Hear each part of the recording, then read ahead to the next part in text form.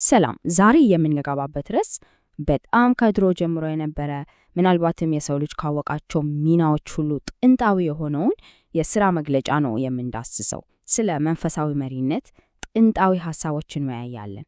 እሺ፣ ስለዚህ ዋናው ጥያቄያችን ምንድን ነው?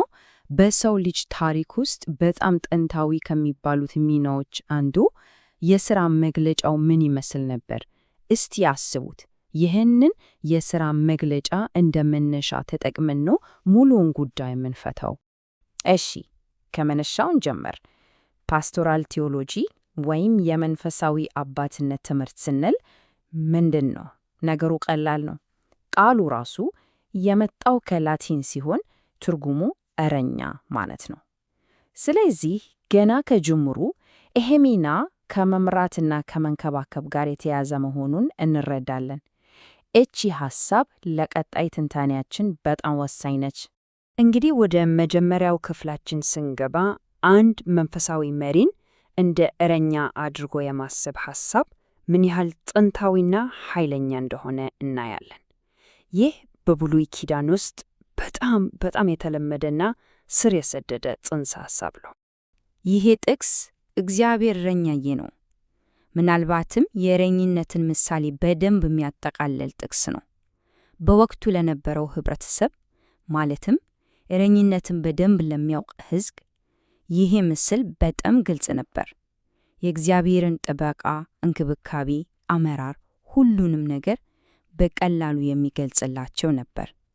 እግዚአብሔር ራሱ የሕዝቡ እረኛ መሆኑን ነው የሚያሳየው። እሺ፣ እስቲ አሁን በጊዜ ወደ ኋላ እንጓዝ። ምንም አይነት በጽሑፍ የሰፈረ ሕግ ከመኖሩ በፊት የነበረውን ሁኔታ እናስብ። በዛ ዘመን መንፈሳዊ አመራር የማን ኃላፊነት ነበር? የሚገርመው የቤተሰብ ራስ ወይም የአባወራ ነበር። ይሄ ንጽጽር ልዩነቱን በደንብ ያሳየናል። ከሕግ በፊት የነበረው ሚና መደበኛው አልነበረም። ለምሳሌ እነ ኖህ እና አብርሃም ለየቤተሰቦቻቸው ካህን ነበሩ። የፈለጉበት ቦታ ሆኖ መስዋዕት ሰርተው መስዋዕት ያቀርቡ ነበር። በኋላ ከመጣው የሌዋውያን ክህነት ግን ይለያያል። እሱ መደበኛ ቢሮ ነበረው፣ የተመረጠ ነገድ እና አገልግሎቱም በአንድ ማዕከላዊ ቦታ ብቻ ነበር የሚከናወነው። ልዩነቱ በጣም ትልቅ ነው። እሺ፣ ታዲያ ይሄ መደበኛ ያልሆነው ሚና እንዴት ሆኖ ነው ወደ መደበኛ ስራ የተቀየረው? እዚህ ላይ ነው የሌዋዊስ ክህነት የሚመጣው። ይሄ ስርዓት ሲመሰረት ለዚህ ሚና ግልጽ የሆኑ መመሪያዎችና መመዘኛዎችን አስቀመጠ። የድሮውን የሥራ መግለጫ በሕግ አጸናው ማለት ነው። እንግዲያው የመጀመሪያውና ከሁሉም በላይ ወሳኙ መመዘኛ ምን ነበር? የዘር ሐረግ። ካህን ለመሆን አንድ ሰው በመጀመሪያ ወንድ መሆን ነበረበት። ሁለተኛ ደግሞ ይግድ የአሮን ዝርያ ከሌዊ ነገድ መሆን ነበረበት። ይሄ ሚና ከአባት ወደ ልጅ በውርስ የሚተላለፍ እንጂ በማንም ምርጫ የሚገኝ አልነበረም። በነገራችን ላይ ሁሉም ሌዋውያን ካህናት አልነበሩም። የአሮን ቀጥተኛ ዝርያዎች ብቻ ነበሩ ስልጣኑ የነበራቸው። ስለዚህ ይሄ ምንም አይነት ድርድር የሌለበት ጉዳይ ነበር። ይሄ ምስል አሁን ያልኩትን ሐሳብ በደንብ ያጠናክርልናል። የዘር ሐረግ ምን ያህል ወሳኝ እንደነበር በግልጽ ያሳያል።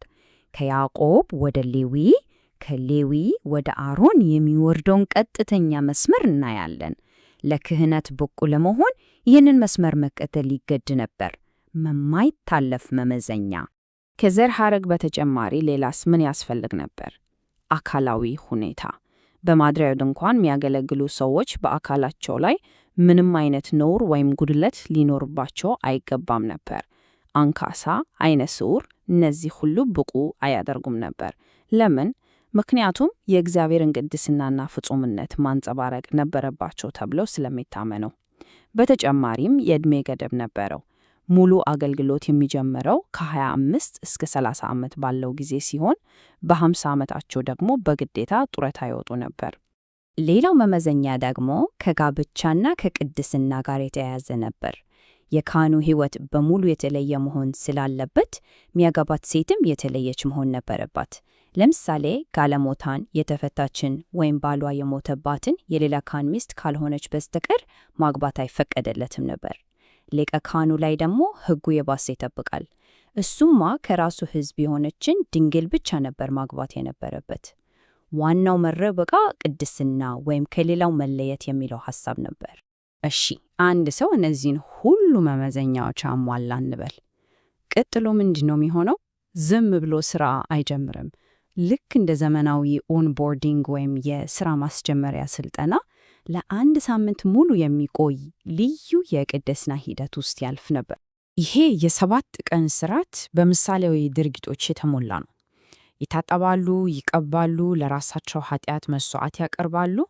ግን ከሁሉም በላይ የሚገርመውና ወሳኙ የመቀደሻው አውራ በግ ስርዓት ነው። የዚህ በግ ደም በካህናቱ ቀኝ ጆሮ፣ በቀኝ አውራ ጣት እና በቀኝ ትልቁ የእግር ጣት ላይ ይቀባ ነበር። ጆሮአቸው የሚሰማው ነገር፣ እጃቸው የሚሰራው ስራ፣ እግራቸው የሚሄድበት መንገድ፣ ሁሉም ነገር ለእግዚአብሔር አገልግሎት የተቀደሰና የተለየ መሆኑን የሚያሳይ በጣም ኃይለኛ ምሳሌ ነበር። እንግዲህ ይህንን ሁሉ የብሉይ ኪዳን መሰረት ካየን፣ አሁን ደግሞ ይሄ አስተሳሰብ በዘመናት ውስጥ እንዴት እንደተሻሻለ እና እስከ ዛሬ ድረስ የሚዝለቅ ተጽዕኖ እንዴት እንዳሳደረ ወደ ማጠቃለያችን እንሻገራለን። ስለዚህ ይህ ሁሉ ነገር ምን ላይ ነው የሚያደርሰን? የብሉይ ኪዳኑ የሥራ መግለጫ የካህንን ዋና ተግባር በሁለት ቁልፍ ሐሳቦች ያጠቃልለዋል። አንደኛ፣ ለሕዝቡ እረኛ መሆን፣ ሁለተኛ፣ በእግዚአብሔርና በሕዝቡ መካከል የቆመ አማላጅ መሆን። ያው ይህ ጥንታዊ የእረኝነት ምሳሌ በአዲስ ኪዳን ውስጥ ፍጻሜውን ያገኛል።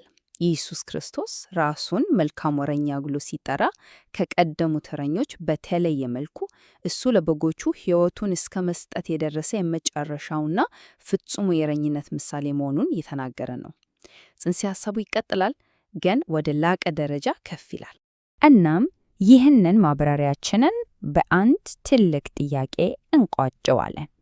ይህ በሺዎች የሚቆጠሩ ዓመታትን ያስቆጠረው የሥራ መግለጫ ዛሬ ላይ ያለውን መንፈሳዊ አመራር እንዴት ነው የጨረጸው? የእነዚህ ጥንታዊ መመሪያዎች አሻራ በዘመናችን ባሉ ሃይማኖታዊና ማህበረሰባዊ የአመራር ሚናዎች ላይ እንዴት ይታያል? እስቲ ስለዚህ ጉዳይ እናስብ። ስለተከታተላችሁ ከልብ እናመሰግናለን።